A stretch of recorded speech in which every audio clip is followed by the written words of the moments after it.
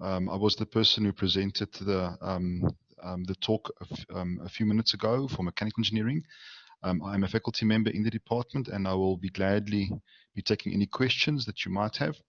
If you do have any questions, you are welcome to raise your hand. I will then call your name, and then you're welcome to unmute your microphone, or you can even type your question in the chat box. I will be repeating the question in the chat box if you did want to ask via the chat box. So I'm all ears. Are there any questions that I might be able to assist with?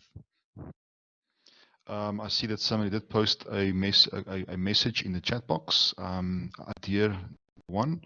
So I'm going to quickly go to that side for Mechatronics, and then I will try to explain to you how mechanical engineering fits into this. So in Mechatronics, it is a multidisciplinary area. In other words, for you to create any mechatronics type of device, you will need to have the input from a whole range of different engineers. The applications normally range from robotic type of applications, but it can be other applications as well. Mechanical engineering plays a role, as well as electrical engineering, control systems, and computer engineering. So in that overlap is where we can start to apply mechatronics. Did I answer your question at year number one? Okay, thank you, Atir. Then I see there's another question from Reese W. Reese W says, good afternoon. Is there coding modules involved in mechanical engineering? Yes, there are. You do take programming in the second year. And in that module, you will learn how to code. I think that they use Python. Yes, they use Python. And in Python, you will learn how to do general programming. And we expect our students to then use their programming skills throughout their years of study. In other words, as soon as you have got programming skills, you will use that to help solve your problems in the rest of the modules. Did I answer your question, Reese W?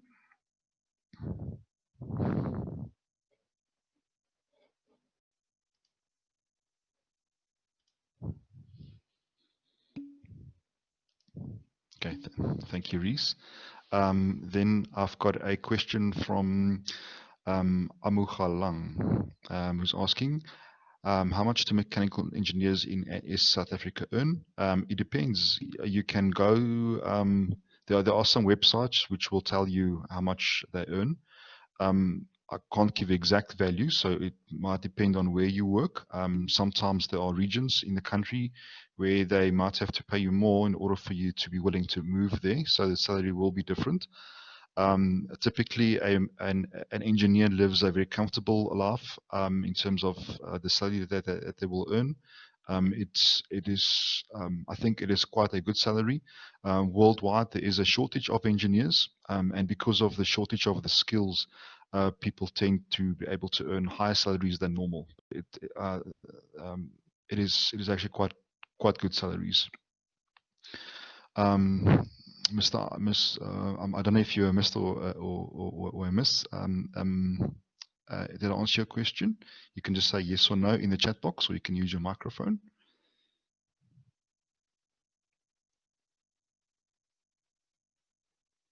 Okay, thank you. Then there's another question just after that question from Petros. Petros asked, good day, sir. Are NBTS required for mechanical engineering? I think that's the national benchmark tests. Typically, we would recommend that you write the national benchmark test, but I'm not quite sure what the effect is of COVID. We do not use the NBT test as the only pre-requirement for you to apply. I think if you go to the admissions page of the university's website, I don't have that page link for you, but they will indicate to you what is needed. It does help if you've got an MBTS test result, but it is not a pre-requirement for you to apply for mechanical engineering. Did I answer your question, Petros? You can just say yes or no, or have a follow-up question.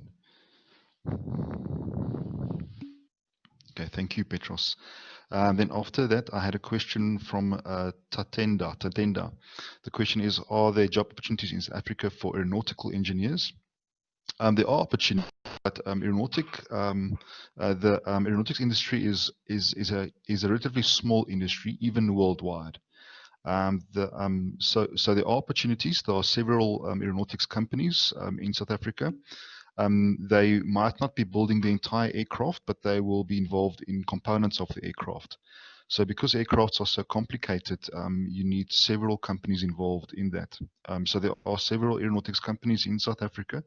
Many of them are in Gauteng region. So there are opportunities, but it's not as a big industry as the general mechanical industry, but there are opportunities.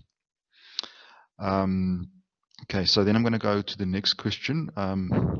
Mr. Nkobeka asks, I will be starting my EIT, Engineering in Training program soon. They told me our starting salary is 24K. Thank you very much for that information.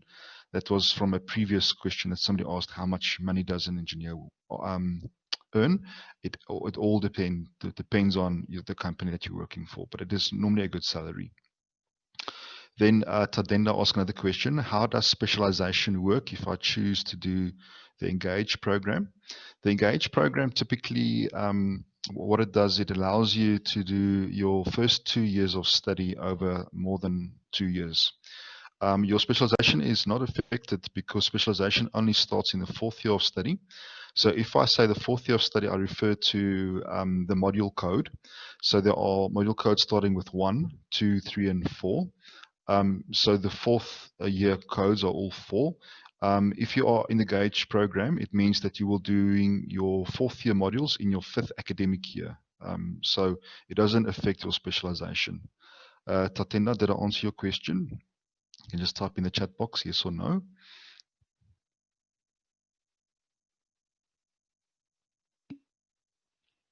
Okay, so I'm not seeing Tatenda's answer yet. So okay. Thank you, Tatenda. She said, he said yes. Then I've got a question from Amat Rawat. He's asking, earlier you mentioned that mechanical engineers is a 4-year program, and if I want to do mechatronics, is it a few added years? So what happens is when you study mechanical engineering with us, your first 3 years of study is fixed. In other words, you can't choose your modules. But in the 4th year of study, you will have elective modules. In other words, there will be some modules which you can select. And one of those electives would be mechatronics engineering. Now, this is just the start of specialization. The level of specialization depends on you. If you would like to specialize more in mechatronics, you can enroll into the honors program.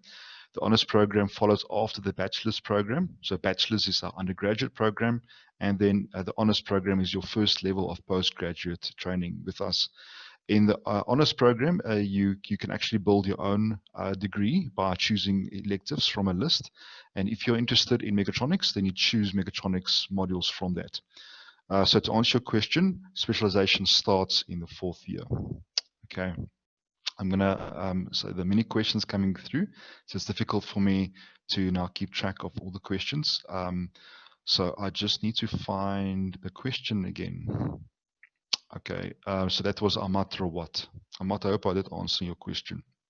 Tier 1 asks another question. He asks, is there an increasing demand in South Africa for mechanical engineers in specializing in mechatronics? So once again, specialization is a two-edged sword, and I will tell you soon why that is so. If you do specialize, it means that you could become a very highly sought skill. So if there's a high demand for that skill, you can get quite a good salary. However, if the demand happens to be low in that particular skill because you don't know what the future holds, there might be an economic downturn, then it can actually cause that you will struggle to then find a specific job in that specialization. And then you have to fall back on your general training, which will be mechanical engineering. So there is a global increase in the demand for mechatronics. So in South Africa, that will also be the case. I hope I did answer your question. If I can find your chat again, at here number 1. Okay, then I'm going to go to Jessica's question. Jessica is asking, are there job opportunities for people who study mechatronics engineering in the medical field, biomedical engineering? Remember, mechatronics is a specialization. It is significantly smaller. It is a significantly smaller industry than mechanical engineering. Okay, so and then if you would like to specialize in biomedical, that's an even smaller industry. So there are opportunities in those industries, but it is a relatively small industry compared to the rest of industries in which mechanical engineers work. So there are opportunities, but they will not be as abundant as the mainstream mechanical engineering jobs. If you are interested to see what type of jobs are available, you can, for instance, go to websites like LinkedIn, and often you will see the advertising jobs, or other platforms, and then you can get a feeling of what type of jobs are in most demand at the point in time. Jessica, I hope I answered your question. Then I'm going to go to a question by Matthew. Matthew Reynolds. So somebody turned on their microphone. If you mind just switching it off in the meantime, because I'm getting feedback from your microphone. Okay, thank you.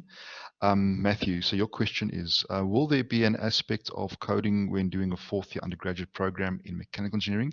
Yes, there is. There was a previous question on it. I will quickly repeat the answer. Yes, there are.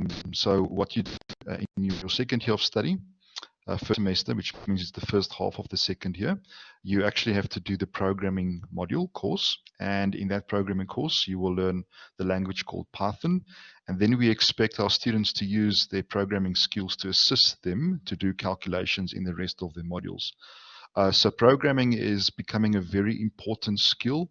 It is as important as being able to type on a computer. It's going to be a general skill that almost all engineers must have. It's not linked to a specific type of engineering field. All engineering fields will need to program, and mechanical engineering is not an exception. I hope I did answer your question, Matthew. Then I've got a question from Davik Tulsi. The question is, has COVID-19 affected the admissions course for TUCS? I can't tell you that because I'm not involved with admissions. As far as I'm aware, it is not being affected, but the admissions office might be able to tell you more. Once registration opens, you might be able to get access to all of the admission requirements. Unfortunately, I can't answer that question. So yes, COVID has an impact on all of us, but I don't know whether it has altered the admissions requirements. My first initial response would be, I don't think it would, but maybe the admissions office will be able to assist you with that question. Okay. I hope I did answer your question. So I see that somebody indicated, Prof. Maraj indicated that no, it has not. You still need 35 APS scores for engineering. Thank you very much for that answer, Prof. Maraj. Let me quickly go down to the next question. Amochalang asks, what is challenging about mechanical engineering? Mechanical engineering is not necessarily challenging. It depends on what type of problems you're trying to solve. So engineering as a whole is a very fascinating field where we use mathematics and science. You need to be very much adequately skilled in mathematics and science. And I would suggest that if you are considering a career in engineering, that you actually love mathematics and science. So the challenging part about mechanical engineering is basically a problem solver, which is, I think, typical to all engineering fields. You must be able to think outside the box, and you must be able to think critically about the world around you and about your own solutions, because there might be a better solution. So I think the most challenging part is being a problem solver. Obviously, you'll work very hard. It's not a job that you will just be able to relax. It is going to be a challenging career. I think it is a very, very rewarding career, and it's a long career. You can apply engineering for a very long time. It's not a physical job. It's a mental job. So you can still work for a very long career as long as you are still enjoying it. I hope I understood your question, Amochelang. I'm going to go to a question to Petros again. He has a follow-up question. He's asking, Could a person enroll in BSc Applied Mathematics? So your question just moved up because as soon as somebody posts, then my screen is set up that way that it moves up. So I have to find your pin. Could a person enroll in BSc Applied Mathematics, transfer to Mechanical Engineering? You can always apply to be transferred from a 1 degree course to the next, depending on whether obviously there is space in the program. And if you do transfer, you can apply for some of your credits to be recognized. So for instance, there might be an overlap in the mathematics syllabus of applied mathematics and the mathematics syllabus that we require from the engineers. For finer detail on that, you will have to look at the module codes. So when you enroll into different modules, there will be a module code. And that module code will have a study guide and it will have outcomes linked to that. Sometimes different degree courses share some of those modules. So for instance, mathematics is taken by many different departments. So if you do switch from a 1 degree program to the other, then you can apply for some of your credits to be transferred. If your credits are not being transferred, then you're going to have to retake the credits in a particular degree specialist or in a degree discipline. I hope I did answer your question, but here's just the following comment. Many of the engineering degrees in the first year are very, very similar. Not all of them, but many of them are similar. So for instance, if the first year of 2 different engineering departments are the same, then it's able for you to switch from 1 degree to the other one, and then you can just carry over all of your degree credits. But you have to look at the modules that they require. Okay, then I'm going to go to a question by Luke Andrews. Luke's asking, I understand there is an exchange program with MIT. How does it work and where can I please obtain more information on this? Normally in this presentation that I would have given when it was an on-campus event, I would have spent some time on the MIT exchange program. You are correct. Our department has got a exchange program with MIT. The rest of us that might not be aware of what MIT stands for, MIT stands for the Massachusetts Institute of Technology. It is at present the #1 engineering school in the world. It is a private university in Boston in the USA. So every year we send a number of our third year students across to MIT, and in the past they have also sent some of their students to us. So the agreement is basically that the exchange students will be doing their 3rd year of study at the exchange partner, and when they return back to their own university, the other university will accept all of those credits. There's a limited number of space, so typically only about 4 or 5 and sometimes 6 students are sent across, and you have to apply if you would like to take part in that program. What we normally do is in the 2nd year of study, we start to advertise the opportunities for students to apply for the exchange program. Luke, I hope I did answer your question. You can also go to our mechanical website, me.up.ac.za, and on there you might be able to find some information on the program. You can also email me if there are any follow-up questions. My email address is on the screen in case you're not able to get a good answer from me now. Okay, so I'm going to go down the list. Then let's go to a question by Jessica. Jessica's asking, are there international companies that seek engineering students for jobs after receiving the degree, or is it more local companies which do so? So it depends on the company. I can speak from experience. Some of my students that graduated from a department which I was involved with as, for instance, their mentor in the final year project, some of those students went straight to international companies. So it is possible for you to go to international companies, or you can go to a local company. The important bit is that you have to apply at these companies. They won't necessarily headhunt you, but if you do apply, there's no reason why your degree will not be accepted by them if it is a Washington Accord country. Obviously, there is some paperwork involved for you to prove that your degree is under the Washington Accord. So what I'm trying to say is that you've got local and international opportunities. Jessica, I hope I answered your question. Then let's quickly go to Matthew Reynolds' question. Here's another question. He asks, I hope this question has not been asked. I apologize if it has. Don't worry, you can ask the question again. What is the fundamentals between B Eng degree and BSc engineering degree? There's no real difference. Uh, I'm suspecting that you are considering, you are referring to the degree at WITS, for instance. I think there they call it a BSc engineering degree.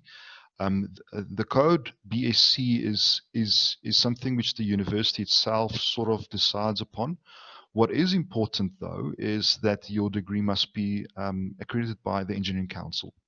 So, for instance, the WITS degree is accredited, and so is our degree accredited. The green name is linked to what that university has decided to call that name. So sometimes the degree is called a BNC engineering degree.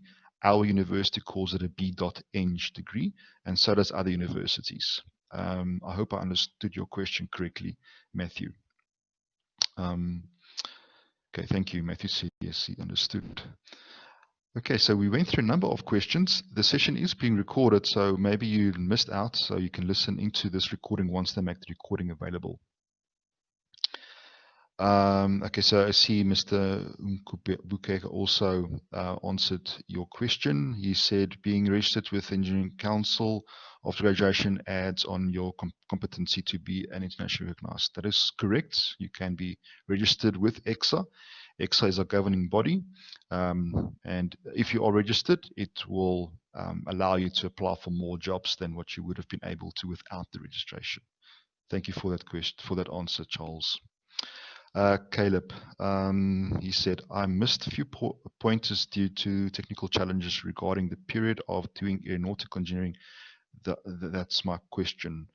Okay, so in our department, we offer a number of specializations, of which aeronautical engineering is one of them.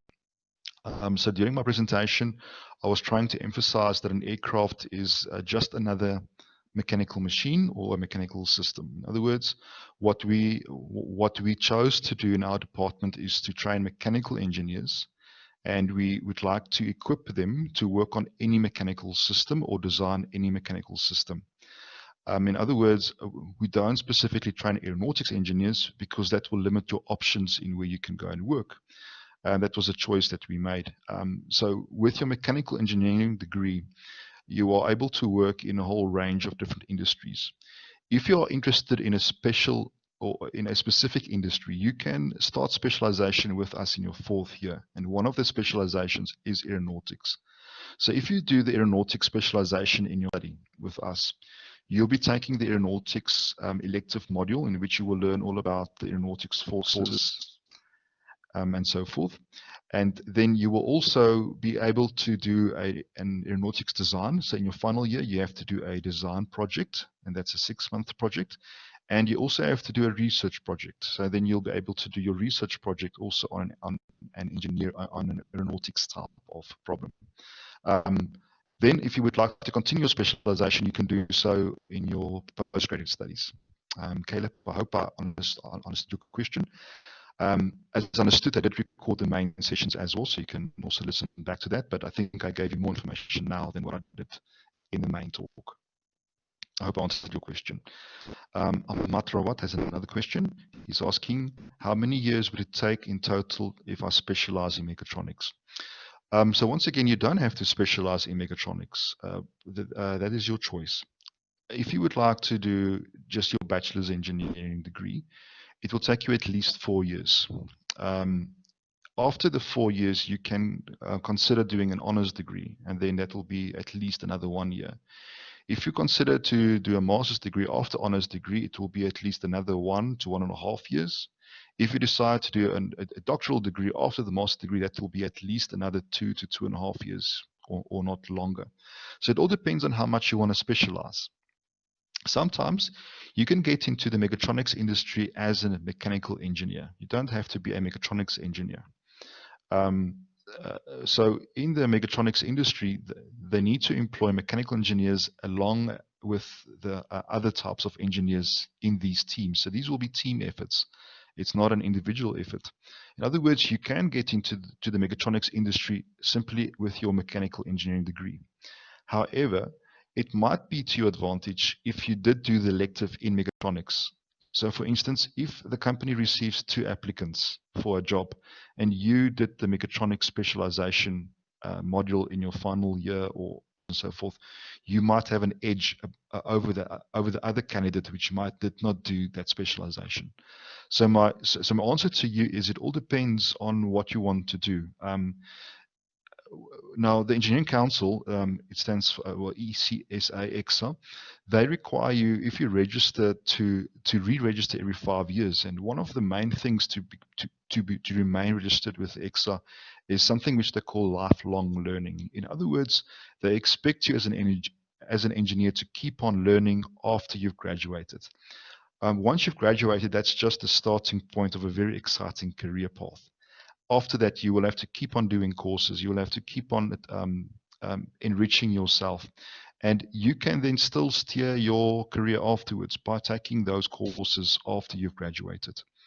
In other words, you can enter the mechatronics field early on in your career, or you can move into it at a later stage.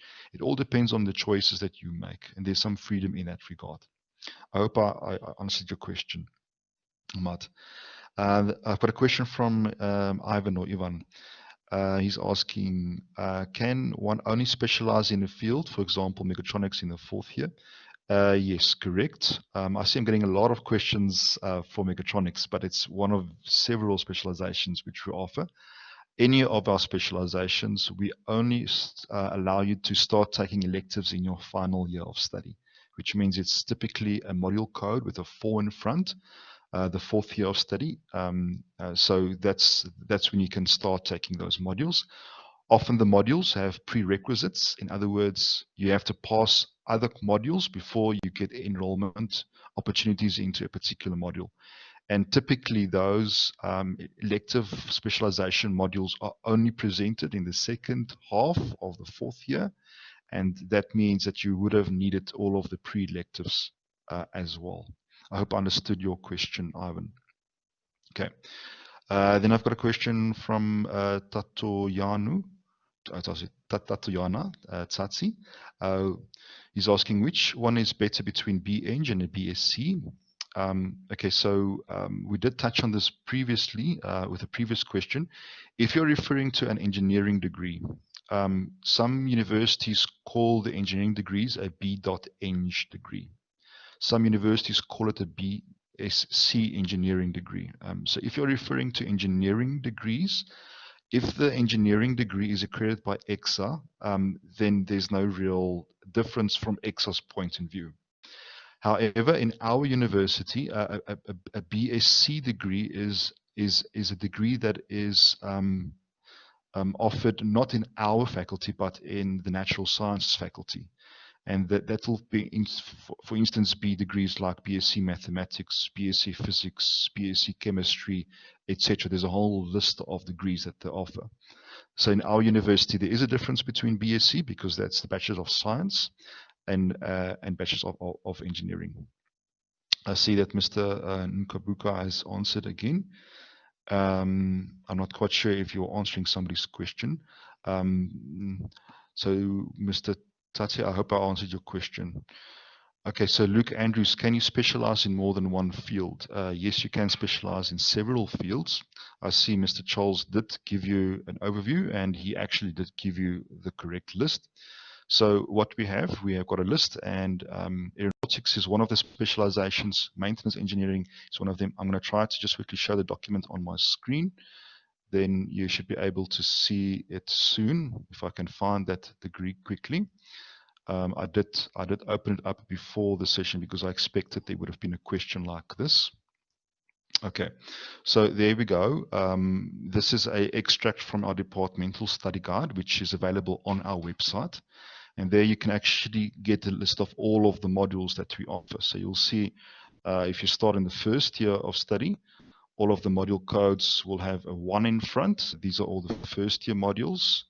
So these are all the subjects you have to take, and then you go to your second year of study. For instance, there you see the module code starting with a 2, and then you go all the way through third year, and then you start going the fourth year, and then at the bottom you'll see the specializations which we offer in our department, and one of them is aeronautics, the other one is engineering, maintenance engineering, nuclear engineering, mechatronics, heat and mass transfer, fossil fuel power stations, and optimum design. Okay. I hope that answers your question, Luke Andrews. Okay. Then I've got a question from Caleb. Caleb is asking, hopefully I was answered. My next question is about funding. Does UP offer mechanical engineering bursaries? And if they do, where can one obtain it via links? Caleb, I unfortunately can't answer you on that. I do know that there is some support. Exactly what the level of support is, I don't know. Maybe the moderator of this module knows if there's a link. As a faculty member in the department, I seldom get any exposure to that part of the university. You can email me the question, and I will then forward the email as soon as I can figure out who is the person to speak to. My email address, I'll show that to you quickly. My email address is on the screen over there, jaco.dirker@up.ac.za. Okay, so if there's something I can't answer, I will ask you to send an email, and then I will follow up on that email. Okay. Are there any other questions for Mechanical and Aeronautical Engineering Department? We had some really good questions thus far. Thank you for the nice questions. It's very nice to have interaction with you. Okay, I'm not seeing any other hands or other questions. What I will do is I will remain online, and if there are questions, I will answer it. And the session will be recorded in case you leave early and you want to listen in any of the others. As I understood, the recording links will be made available to you. The question by Ahmed. Ahmed is asking, when will the semester start next year? Ahmed, so I think there was an announcement by the Minister of Higher Education on when they expect the academic year to commence. The way that I understood the announcement is that we will be starting later than normal. In our faculty, we are trying to still complete the academic year this year. In other words, our semester is currently running already, and our planning is to finish our semester this year. However, we are going to be led by what the Minister of Higher Education says. Okay. I see Mr. Charles did answer somebody previously, Caleb. I see Mr.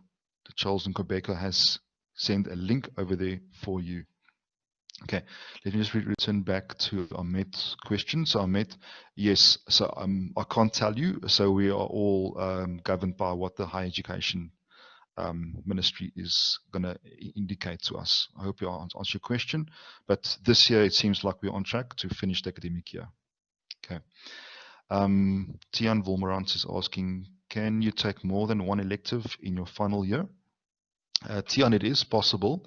However, it's not recommended. So in engineering, you are going to be quite occupied with the modules which you have to take for degree purposes. You can register for modules for non-degree purposes, but you have to apply for those, and there are some rules linked to it. Typically, we don't recommend that you go over the credits which is in a semester. So each semester has a number of credits, and the number of credits will depend on the number of modules that you take. So we don't like you to go over your credit count, but we will consider applications if you do. If you do take more than one elective, one of those will have to be for non-degree purposes. It doesn't count your degree, only the first one does. Tiana, I hope I answered your question. Then in the meantime, I see Ms. St. Powell has also given the link for funding, up.ac.za/student funding. I hope that these links will be made available to the people. Thank you very much for St. and Charles for adding in these links. It helps me a lot. Thank you. Then we've got a question from David. David is asking, Oh, sorry, Davik. Sorry, my screen is a bit small. Davik, what does vehicle engineering consist of? So vehicle engineering is another specialist field that we offer. And I remember a vehicle is just another mechanical machine, and therefore it is based on all of the subcomponents of mechanical systems. So vehicle engineering will consist of anything to do inside the vehicle. It can go from any component in the vehicle. It can start at the engine.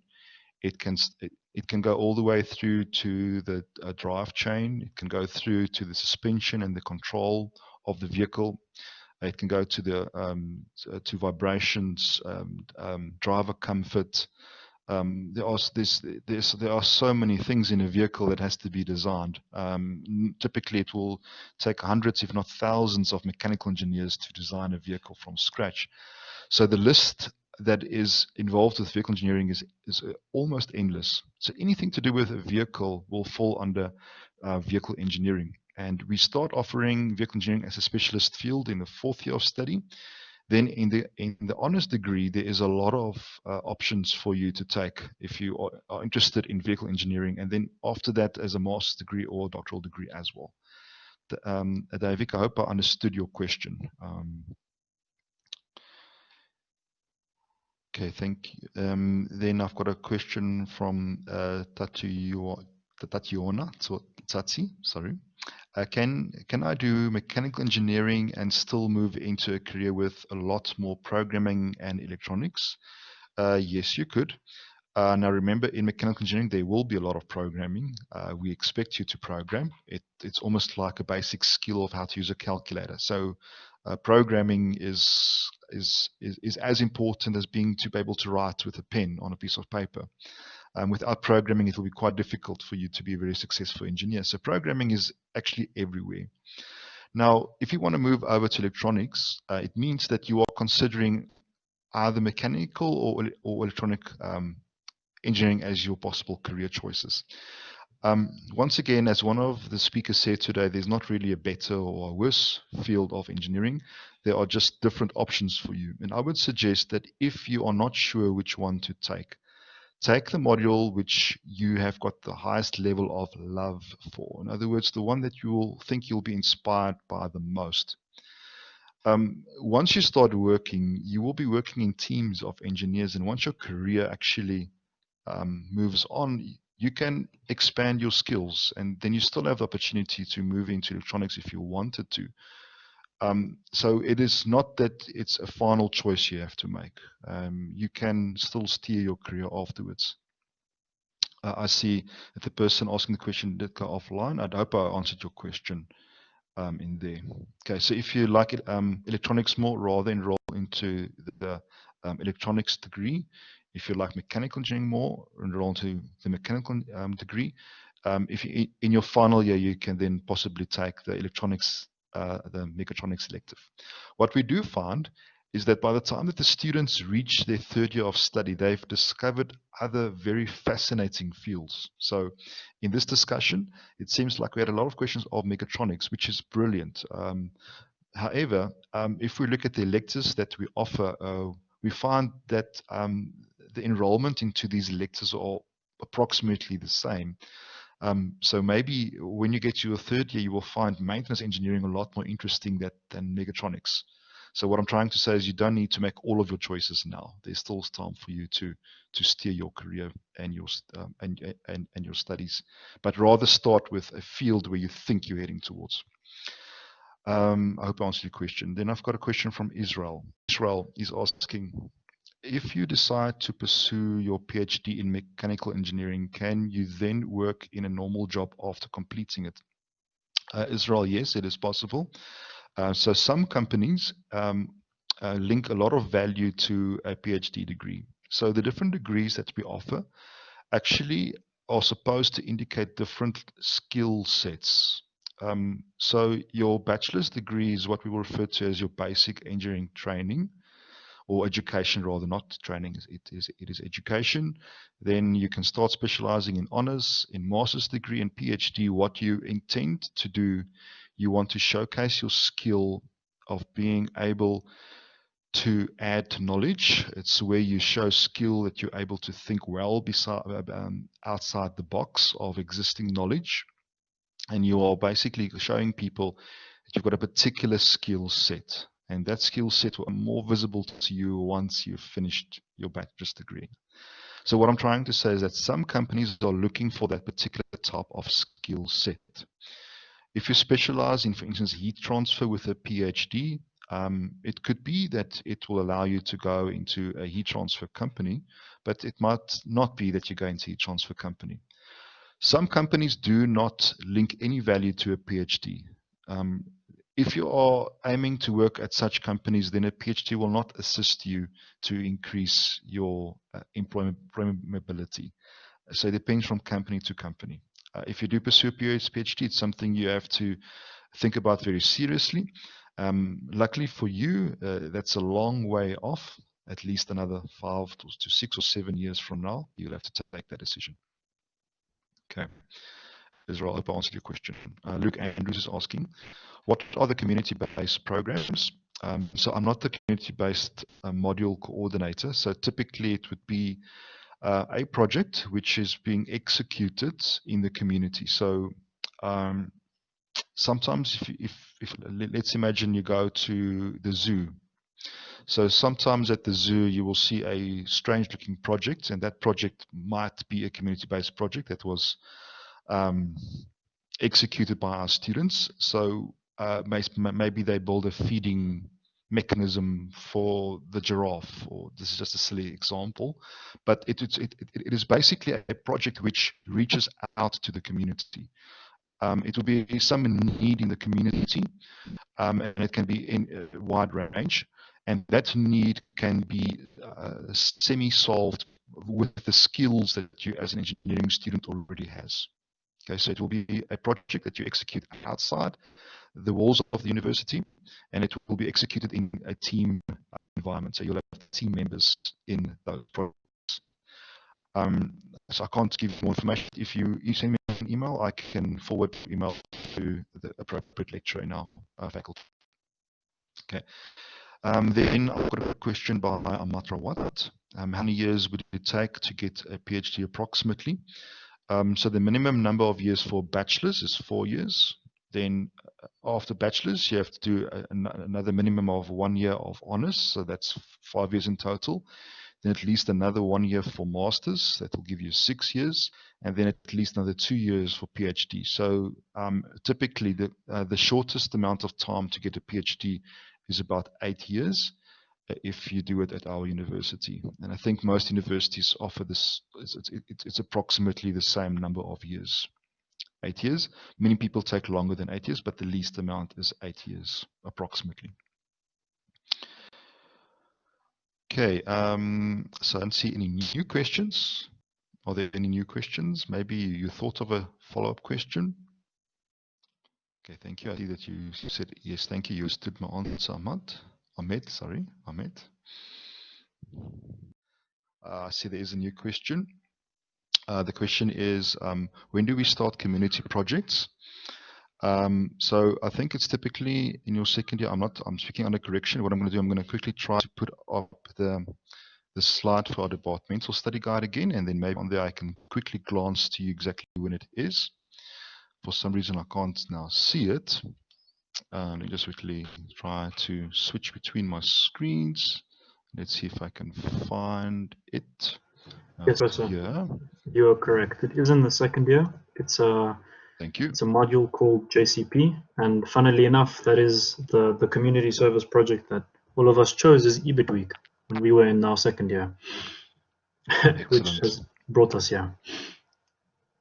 Excellent. Thank you for that good answer from our moderator. Stani, I can't see my slide, but thank you for that quick. It was open somewhere. Are there any other questions?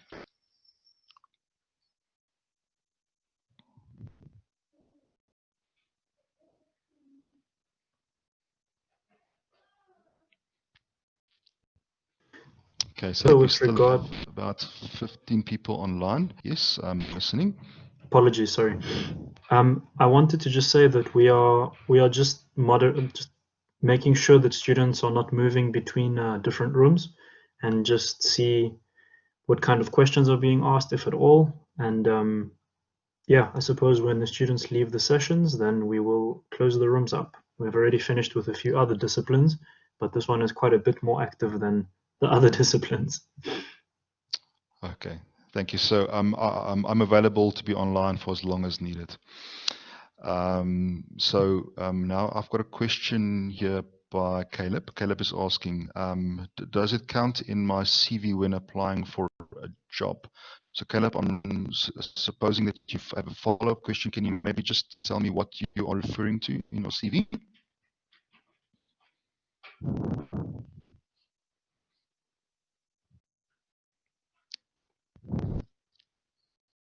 So maybe I can, Caleb, is this with regard to community project? Let me just see if Caleb has had a previous question. Maybe I can determine what the background is of the question.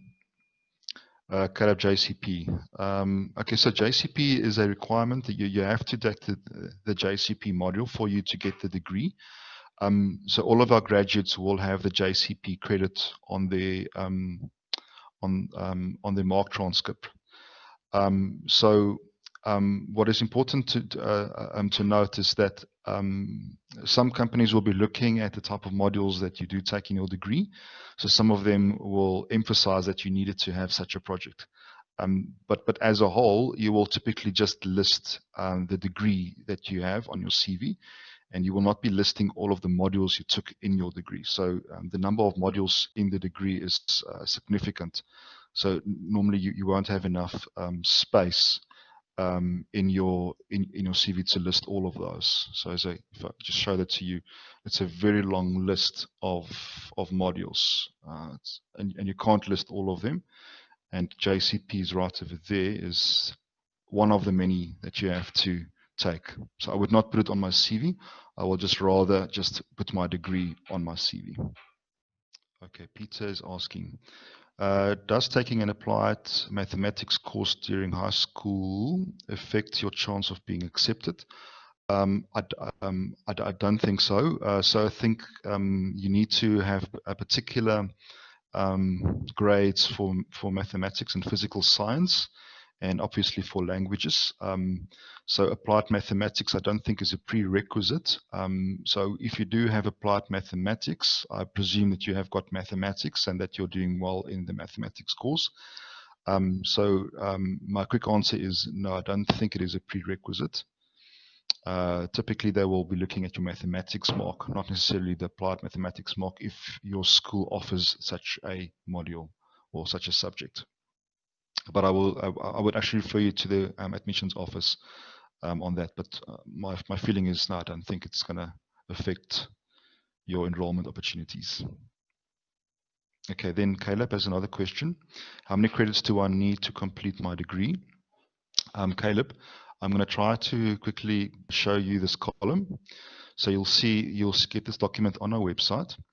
There is a little credit column. My mouse is now pointing to it, and it will indicate all of the credits that there are. So 16 credits means you have to spend 160 hours on that module. And if you add up all of these hours, you'll see it's a lot of work.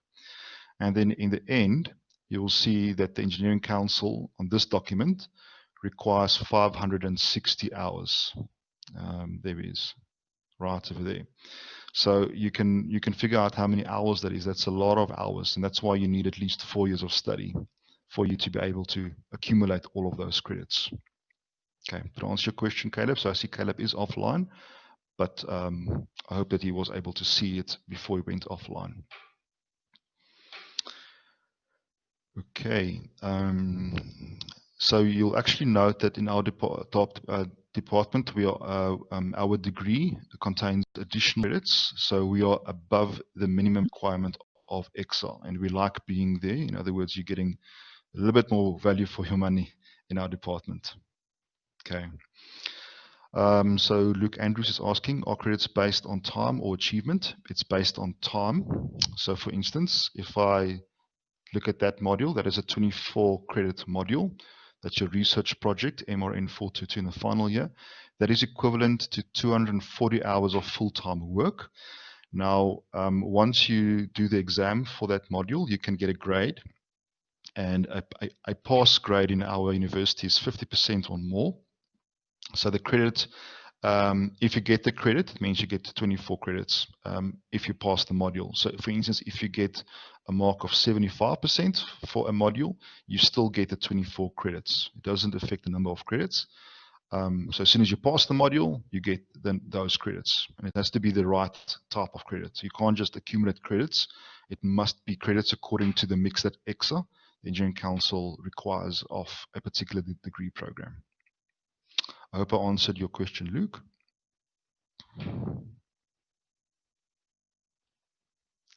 Okay, thank you, Luke. So this document that I'm referring to is our departmental study guide. You should be able to get it on our website. Okay, and every year it is being updated. This version is in English, but it's also available in other languages as well.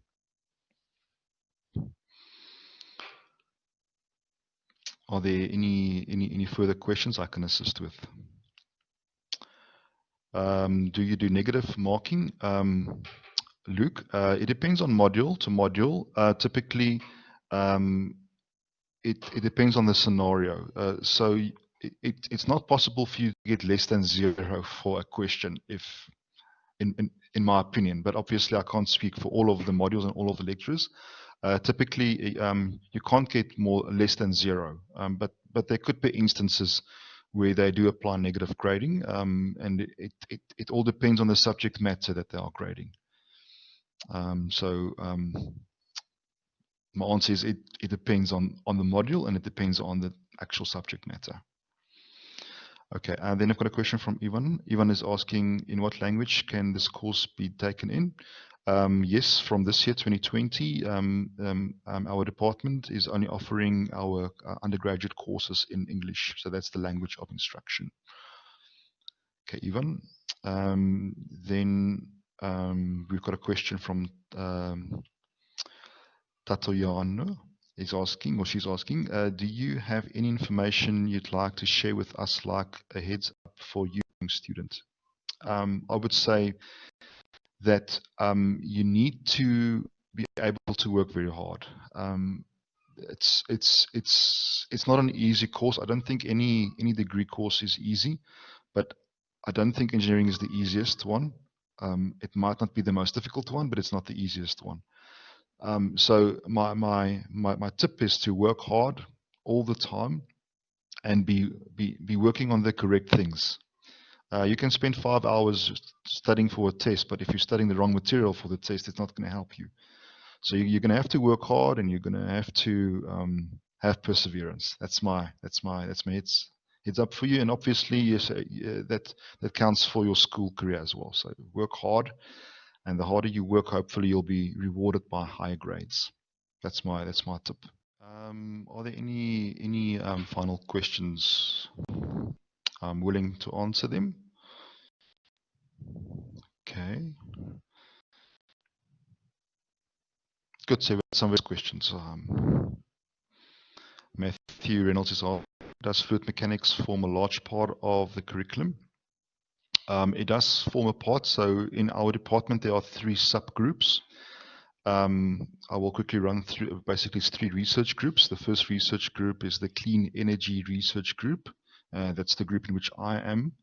And in that group, fluid mechanics is housed along with many other modules. The other research group is the Center for Asset and Integrity Management. And then there's another research group for vehicle engineering or automotive engineering. So if you look at those 3 different groups, it's approximately, so our focus in the department is basically on those 3 levels. And in there, fluid mechanics would take up one of those, will be in one of those modules or one of those groups. So I think best answer is to go to this document. And if my I'll be able to pick up course code. I think it's an MTV code. There we go. So there's thermoflow. It's the first time when you do fluid mechanics, and then you'll do it again and in the fourth year, MTV 421. And then you also have got this computational dynamics, MKM 311 or 411. There we go. So fluid mechanics is in there as well. So there are a number of courses where fluid mechanics will be housed. You'll also be doing fluid mechanics in the the thermodynamics course over there, and a little bit of it in the thermodynamics course in the second year, if I can find, if my eyes are sharp enough to see it, MTX 221. There we go. So fluid mechanics is actually a number of modules. We don't have a module called fluid mechanics. It is used in more than one subject, Matthew. So it is an important one. As an engineer, particularly a mechanical engineer, you need to have a good grounding in fluid mechanics. Okay. Caleb is asking, since there is a pandemic, how can I be ensured that my practicals will not be affected when I choose aeronautical engineering? So while there's a lockdown, so we are currently on lockdown level 3, we are not able to house all of our students on campus. And therefore, we are presenting our practicals via the internet in our department. Other departments might have other arrangements. Simply because we can't get our students on campus, we then conduct these practicals online. So when you speak about practical, it's important to distinguish about what we mean by practical. Now, engineering as a whole is not a physical career. You don't have to work with your hands. It is a mental career. In other words, when we refer to practicals in our department, we refer to getting data from some measurement, and that measurement can be from a physical device which is housed in our lab. So we've got well-equipped labs with all of the equipment, and typically students will be doing practicals in all of these modules. You can see whenever there's a P in this column, there's practicals linked to that particular module. Okay, and then those would be conducted in the labs. And then physically, the students will be taking measurements of the equipment. In the absence of having access to campus, we are taking videos of while the machine is actually being used, and we then supply the data to our students. After that, the engineering role is to process the data and make sense of the data. I hope that this helps you. In your final year, when you do your projects, you have to physically build something, and you physically have to do tests in the labs. Now, our final year students at the moment, they do have access to the labs because we have got enough space for them. We can't exceed more than 30% occupancy. So the final year, you'll definitely spend a lot more time in the workshops, and you'll be building things, and you'll be testing things physically. That is not affected by COVID. But the other practical activities, if we can, we've moved that online for this semester, and it's only for this semester and for this year. After COVID is over, we plan to go back to what we normally did. Caleb, I hope I answered your question. Then Matthew Reynolds, in your opinion, is the engineering community a very welcoming and supportive community? Can you give a little background info on this community? Okay, so Matthew, you see me smiling. I'm not sure if you can see my camera. The reason why I'm smiling is because engineers are known to be very introvert. Okay, obviously, you do get extroverted engineers. In other words, very outreaching engineers, but many of the engineers are introverted engineers. So it depends on what you mean with welcoming. I do think that there's a very strong bond between engineers. There's a strong bond between your classmates. So when you study, you will make lifelong bonds with your classmates because you endured a lot together. Engineers are not known to be throwing big parties and so forth. Maybe there are some of those, but it'll be the exception. In other words, what I'm saying is that yes, there's a community, and we expect our graduates to be well-rounded. We expect to be able to work in teams, and there is a team spirit between engineers. There has to be for them to be successful. I hope I answered your question. Okay.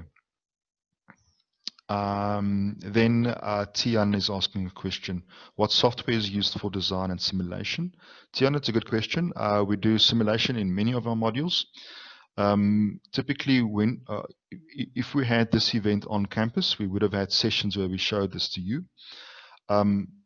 If we start with basic layout, we use packages called CAD, computer-aided design or computer-aided drawing. We use SolidWorks. And what we then do is we offer the software for free to our students. They can use it while they are enrolled. They can then build models. They can do simulations of motion in there. You can link onto that flow mechanics heat transfer, force impact analysis, and so forth onto that.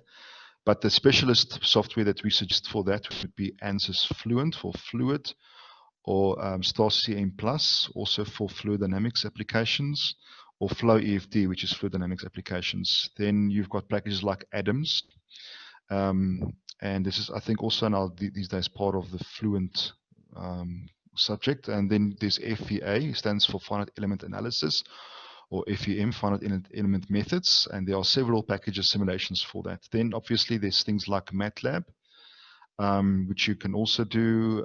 EES stands for Engineering Education Solver. So basically what I'm trying to point out is that there are many. So I went through a lot of names and I don't expect you to remember them. Okay.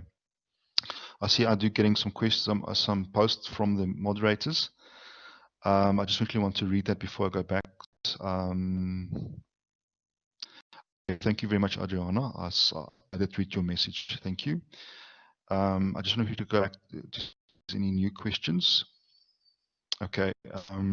Then the next item on my list is Luke Andrews is asking, do mechanical engineer students do the robotic race like electrical engineering students? No, we don't, but we've got another competition normally in the second year. I'm not the lecturer for that module, so if you send me an email, I'll put you in touch with that. So typically we call it the mechanisms project, where the students normally work in teams and they have to build some type of a vehicle which has to do some particular action. Now, I think this year didn't occur. I'm speaking under correction that it's only this year, but if you send me an email, I can send that to the lecturer who normally organizes it. A long time ago, I did teach that module.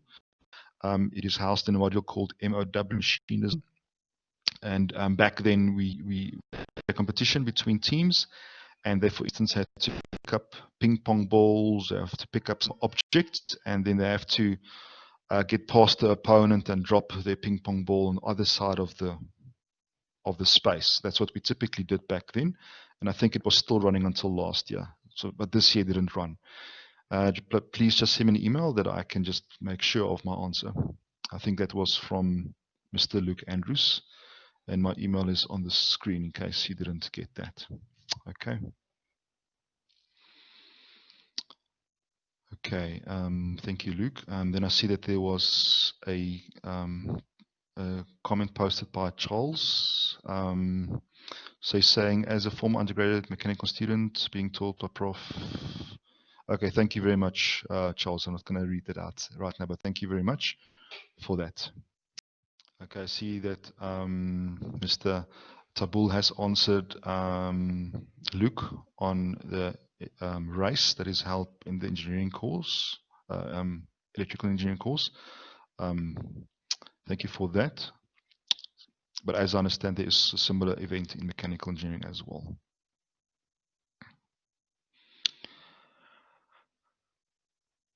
Okay. The moderator, I'm not quite sure. Do you think we should close the session or still keep it open? I was just contemplating the same thing, trying to gauge if there are any other questions, but I see the learners are just sitting around, maybe waiting to hear questions from other learners. Yes, that's often what happens. People get more value from other questions than their own questions sometimes.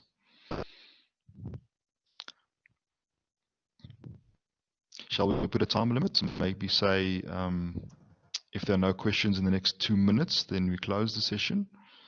Exactly what I was going to suggest. Yes, perfect. Okay. So on my watch, it's now 13:24. If it's 13:26, I'm gonna switch off my microphone and my camera. But I'm here until then. Okay. Thank you very much. Good for your afternoon, time. Prof. Good afternoon, Prof. Hello, Emily. How are you? I'm fine, thanks. And you, Prof? I just came to say thank you so much for the presentation and for staying until late. I think it went very well. Thank you so much, Prof. Thank you, Emily. Thank you for organizing this event, and I think it was useful to the people that attended. I hope it was useful to them. Thank you for all of your hard work as well. Thank you, Prof, and to all the mentors, the moderators. I think they did very well. Gillett, big ups to you and Royal there at engineering. Thank you, Prof. It was a bit scary at the beginning. We were all overwhelmed and not knowing how technology was going to work out, but I think everything went well. Yes, we're all learning under the new strange circumstances. Yes. Thank you so much, Prof. Have a lovely weekend. You too. Thank you. Thanks, Emily.